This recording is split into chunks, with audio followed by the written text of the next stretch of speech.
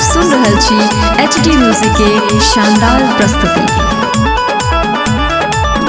हमें ककरा बताई कहानी, सब छौरी भेलै रे दीवानी, सब छौरी भेलै रे दीवानी। हमें ककरा बताई कहानी, सब छौरी भेलै रे दीवानी। मुँह मोड़ लै छै, दिल तोड़ दै छै, नया नया पटाबै छै। जब जब नया साल आबै छै, छौरी के चुम्मा के याद आबै छै। जब जब नया साल आबै छै, छौरी के चुम्मा के याद आबै छै।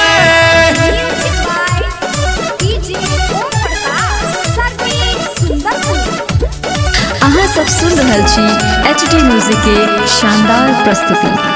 2020 में कल के मन खराब रे, ऐते कैसो नहीं छोड़बै रे जान रे। दिहल गिफ्ट अनोखा अनोखा, से हो छोरिया कल कई बेकार, कल कई बेकार रे, कल कई बेकार रे। 2020 में कल के मन खराब रे, ऐते कैसो नहीं छोड़बै रे जान रे।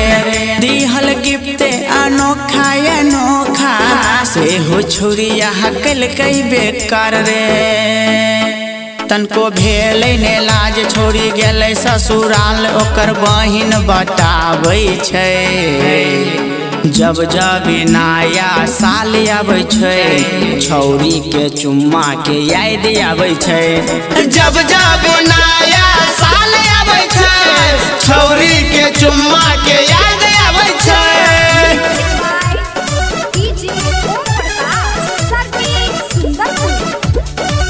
अहाँ सब सुन रहल छी HD म्यूजिक के शानदार प्रस्तुति। राइटर राजू कर चुम्मा चुमावन, नस्ल के पर मने लागैया भावन।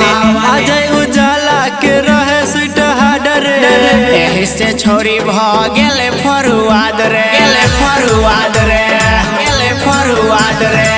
राइटर राजू कर चुम्मा चुमावन, नस्ल के पर मने लागैया भावन।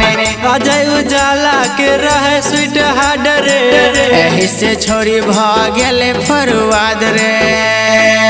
कहे राम बाबू भाई विजय संग लेके जाई, ओकरा तनको निभाबै छै। जब जब नया साल आबै छै, छौरी के चुम्मा के याद आबै छै।